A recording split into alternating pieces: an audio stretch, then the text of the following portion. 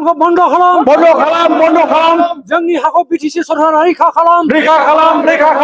मुर्गि फार्म बन्द करो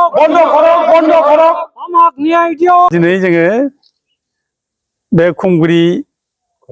कलबारि एरियानि गासिबो रायजो राजा आरो मानगोनां गावबुराफोर आरो लोगोसे बड'लेण्ड जनजाति सुरक्षा मन्थ्रिनि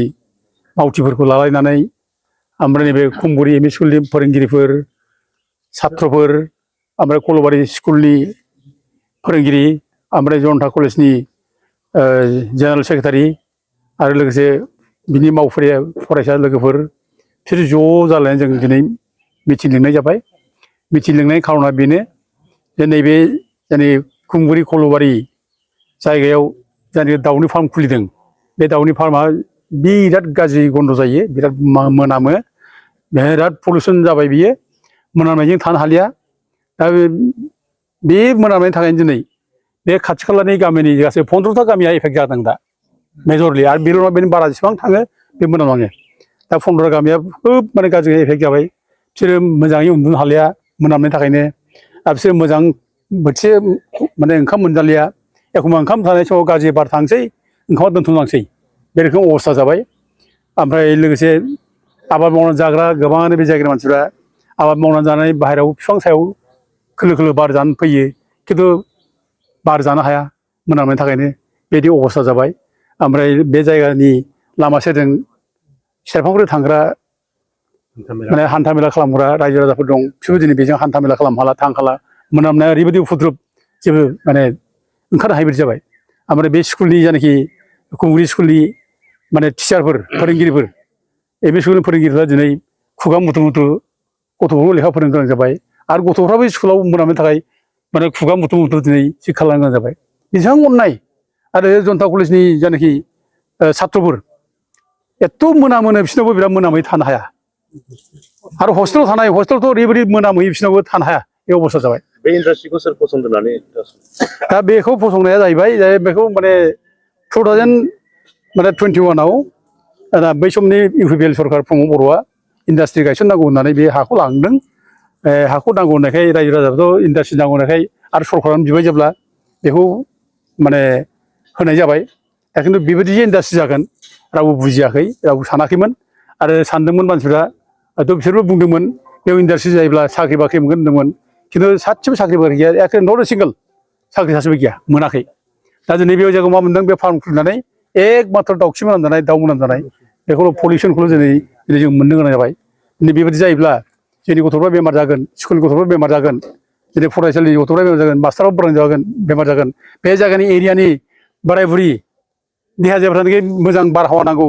जायनि देहाखौ मोजां लाखिनांगौ, दिनै बिसोर बेमार आजार जागोन। थाम्फैया दिनै बांनो आराम्भ खालामबाय। दा गथिखे बे ओरैबायदि गाज्रि जाबाय, एखेबारे बे इन्डास्ट्रियाव उथायाब्ला बे जायगायाव बिराद गिदिर गिदिर बेमार आजार जासिगोन, बेखौ जों दिनै नुनो मोनबाय। ओंखायनो जों मोजां सोलोंथाइ लानो हानाय नङा, मोजां गथ' जानाय नङा। बेखायनो जोङो बेखौ होनब्ला मिथिनानै दाखालि 20 तारिखखालि जोङो ज' ज' रायजो राजाखौ लानानै डिसिनोबो जों कमप्लेन होबाय। डिसिनो कमप्लेन होनानै डिसिखौ बुंनाय जाबाय जे नोंथाङा थाबैनो पलिउसन बर्ड बेखौ माबा खालामनांगौ, दायथ' नांगौ, बेखौ नायनो थाखाय नायबिजिरनांगौ। ओमफ्राय भेटेरिनारि डिपार्टमेन्ट बेखौ दायथ' नांगौ, बेखौ जों बुंनाय जाबाय। आरो लोगोसे बे हाया लिगेलि सेंसन माने माबानाय जाना जायाखै, एलटमेन्ट होनाय जाना जायाखै, इलिगेल नामा बेखौ नायनांगौ। मानोना 6 सिडुल एरियायाव बे माने नोङो बे भिजिआर हाखौ, बे जोंनि गामिनि रायजो जानायनि गेजेराव हा थानाय, बेखौ नोङो अबेबा आसाम गभर्नमेन्टनि AIIDC नो नों होनो हाया, आयेनाव बिदि गैया, 6 सिडुलाव बिदि आयेन गैया। आरो भिजिआर हाखौ खुनुदिन बाहेरानि मानसिनो हा होनो हाया, बे आयेनखौ सिफायनानै मानो हा होखो? दा दिनै बेखौ डिसिआ नायबिजिरनांगौ होननानै जों डिसि लिरना होदों। दा डिसिआ दाबो खबर हरनाय जायाखै। दा जों खबर लाबावगोन। आरो बे मेम'रेन्डामखौ एखेनो आरो जों माने मोनमोन ब्रह्मनोबो जों बे जिथु इन्डास्ट्रिनि EM, दा जों बेनोबो होनाय जाबाय। दा बिथाङा मोनदोंना मोनाखै जों मिथिया, खिन्थु बेनो जोङो वाट्सएपआवबो आं डाइरेक्टलि आंनो हरदों वाट्सएपआव। दा बिथाङा जुदि बेखौ मोनबायबा नायबायबा, बिथाङा दलरै थानो नाङा, बिथाङा बुजिनांगौ। बे जाम्बा जाम्बि गोरिब गुन्द्रा जे बिराद खस्थ' मोनबाय, हां लानो हायि बायदि अबस्था जाबाय, ओंखाम जानो हाला बेबायदि अबस्था जाबाय। दा बे मेम'रेन्डामाव जों बेखौ लिरखादों। बे गथ'फ्रा स्कुलाव फैब्ला खुगा मुथानो फैनांनाय, फोरोंगिरिफ्रा खुगा मुथानो फोरोंनाय, जों बाथ्राखौ गासिबो लिरखादों। दा बेखौ मोनबायब्ला, बुजिबायब्ला, दिनै मोनमोन ब्रह्मआ दिनै बिथाङा सिरि थानो हाया, खबर लाफैनांगौ। खबर लानानै इमिडियेट मा जादों बेखौ तदन्त खालामनानै बे दाउ फार्मखौ उथायनांगौ। बेजों जोंहा खुनु बेनिफिट गैया, बे दाउ फार्मजों जोंहा जेबो लाब जायाखै। मा लाब जादों जोंलाय लाब जादों सोरबा इन्डास्ट्रि खालामजादों लाब जादों खिन्थु दिनै जोङो माने मोनामजादों भुगिजादों ओंखायनो बेखौ बन्द' खालामनांगौ दाबि खालामदों नोंथांमोननि दाबिखौ सरकारा गनायाब्ला नोंथांमोना मा राहा लागोन दिनै रायज्लायनाय जाबाय मोजाङैनो जोङो थाबैनो आरोबाव डिसिनाव खबर लाबोगोन आरो मुनमुन ब्रह्म बिथांमोनहा मा खालामदों खबर लाबोगोन बिटिसिआव दा जुदि जेबो खबर लायाब्ला खिफियाव बुजाबुसि थायोब्ला जोंहा जेबो उफाय गैया आन्दलन बादै आन्दलन जागोन नङा रायजोफोर आन्दलन जागोन जों बेखौ दिनै रायज्लायनाय जाबाय ओमफ्राय दिनै रायज्लायनायाव बयबो स्कुलनि गथ'फोर ओंखारगोन ओमफ्राय जनता कलेजनि जिएस बेयाव दिनै फैदोंमोन बिसोरबो बुंलांबाय आन्दलन जाबा जोंखौल' खबर जों गासिबो ओंखारजोबगोन जोंनि फरायसुला फरायसुलि ओंखारजोबगोन बे बाथ्राखौ बुंलांबाय गथे गोब्राब मोनसे आन्दलन जागोन जों बेखौ बुंनाय जाबाय आरो बे आन्दलन जायोबा दिनै दानि सरकार बिटि सरकारा गिदिर बदनाम जागोन ओंखायनो बे बदनामनिफ्राय बारग'नो थाखाय दिनै जिथु हाखौ प्रमद बर'ना होलांबाय भुलक्रमे बे भुलखौ सुद्रायनो थाखाय हाग्रामा महिलारि बिथाङा बिटि सरकारा दा दायथ' लानांगौ सुद्रायफिननांगौ आरो सुद्रायनानै थाबनो बे दाउ फार्मखौ उथायनांगौ अब्ला बे बदनामनिफ्राय बारग'गोन आरो बेखौ जुदि खालामाब्ला बिराद गिदिर बदनाम जागोन आरोखि ओमफ्राय लोगोसे मख'नो गोनां बाथ्राया जादों मा हाखौ हगारबाय 100 बिगा माने AIIDC आरोखि आसाम इन्डास्ट्रियेल इनफ्रास्ट्राक्चार डेभेलपमेन्ट कर्प'रेसन होदों आरोखि बेनो होदों दा खिन्थु मा जाबावखो आरोबाव AIIDCआ बे जोंनि हाखौ लानानै दानिया उल्था मोनसे एग्रिमेन्ट खालामबाय दानिया बेंगलि दिनहाटानि आरोखि बे जाबाय सेथिया ग्रेइन मिल LLP बेनो होदों आरोखि दा बेनो माने लिस्टआव होबाय 60 बोसोरनि लिस्ट होदों 60 बोसोर धेमालि नामा 60 बोसोर लिस्ट होबाय ओमफ्राय बे लिस्टआव बे माने 4 लाख करि बोसोराव होदों आरोखि 4 लाख करि दा बे रांखौ सोर लायो बायदि दा बेखौथ' जोंथ' मोना बिटिसिआव मोना जों मोना आसाम गभर्नमेन्ट थांगोन बे मालाय बै AIIDC थांगोन बिसोर डाइरेक्ट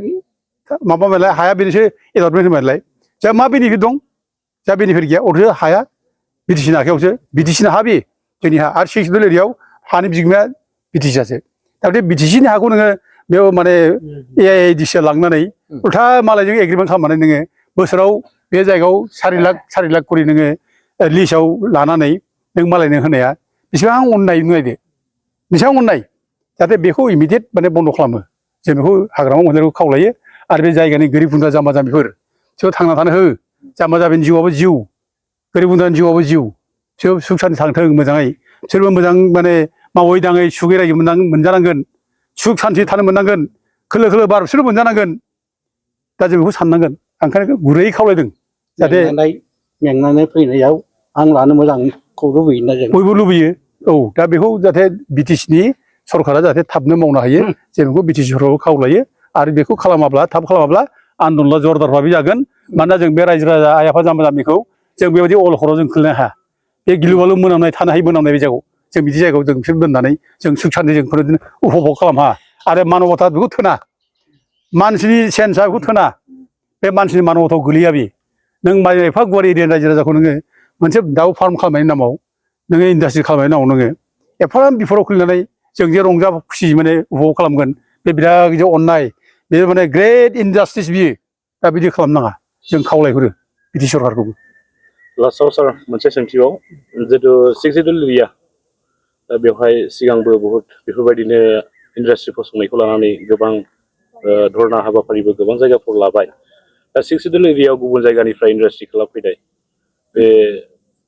दा ओरैहाय जितु सोलिगासिनो दङ दा बिनि बिखय हिसाबै दाब दाब जायगायाव बेफोरबायदि दा नाजागासिनो दं गभर्नमेन्टआ पाब्लिकफोरखौ बबेबा सोरनिबा रायजोनि हाखौनो लानो नागिरनाय दा बिनि बेलायाव नोंथाङा मा बुंबावनो सानो दा बे माने बिटिसि हाखौ जोङो माने इन्डास्ट्रि खुलिनो नागिरदोंब्ला बिटिसिआ गावसोरनो प्रजेक्टखौ खालामना दोन आरो बेबो उइदाउट एफेक्टिं दा माने ट्राइबेल पिपुल्स लेन्ड ट्राइबेल मानसिफोरनि आरो बे एब्रजिन मानसिफोरनि हानि खुनु एफेक्ट जायाजासे खुनु लस जायाजासे अबेबा जायगायाव माने मोनसे बेनिफिसियारि मोनसे इन्डास्ट्रि खालामनोबा बिटिसिआ खालाम जोंहा बेयाव बुंनांगौ बाथ्रा गैया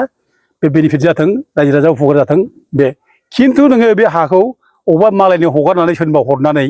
बेयाव नोङो रायजो राजाखौ खस्थ' दोननाय बे जानो हाया बिटिसि सिक्सजोंल' बेखौ एलाव खालामाखै दा दिनै सोरबा अबेबा इपिडिसिएलनि हा हगारनानै नोङो ट्राइबेलनि हा बेल ब्लकनि हाखौनो नों माबानानै सेनानै दा मालगावआव बिदिनो खालामदों दा मालगावआव 900 बिगा हाखौ नोङो माने बालाघाट नायगाव ट्राइबेल ब्लकनि हा बियो बे हायाव नोङो गासै 900 बिगा हा दिनै माने एपिडिसिएल हा होनना दों एबिडिसिएलाव जेबो खामानि गैया एबिडिसिएला अनलि पावार डिस्ट्रिबिउट खालामो बे पावार जेनेरेट खालामा दा खिन्थु बेनो हगारनानै मा खालामदों नामाव बेनो हगारबाय खिन्थु इनडाइरेक्टलि बेखौ आदानि कम्पानि होगोन आरोखि दा आदानिया बेयाव डाइरेक्ट मोनफैया हा खुरुजों मोनफैया आदानिया दा मोननो हायिनि थाखाय मा खालामदों खायदा खालामबाय एबिडिसिएलनो ओमफ्राय एबिडिसिएल थ्रुयै आदानिनो बिराद अननाय बे दा बिदि खालामनाङा बे ट्राइबेल बेल्ट ब्लकनि हायाव नों एबिडिसिएल बोरै हा हगारायो दा हरसे जों बेखौ होहोआ जों होबथागोन जों बादा होगोन आरो रायजो राजाखौ बेखौ होहोआ बेखौ जोंनि दानि बिटिसि सरकारा माने बुजिनो सेस्था खालामनांगोन बुजिनांगोन जों ओरैनो जुजिनानै जों बेयाव बिटिसि मोनाखै थैथांगौना माने मानसि थैदों गोबां मानसि जिउ खहा जादों गोबां मानसि भंग जादों गोबां मानसि माने जिनाहारि खालामजादों दा बेफोरखौ रियेलाइज खालामनांगोन बुजिनांगोन आरो बेखौ बुजिदोंब्ला एफाराब गिदिर संग्राम खालामनानै फैनाय जोंनि बिटिसिनि नेताफ्रा दिनै बेबायदि मालाय मानसिया बाहेरानि माबाफ्रा इन्डास्ट्रिफ्रा हा लाफैनो नागिरनायखौ एलाउ खालामनाङा आयेना थोना आयेन थोनि खामानिखौ मावनाङा दा जों बेखौ खावलायो आरो बिदि मावोब्ला जों होबथागोन जों ओंखारगोन रायजो राजाखौ लानानै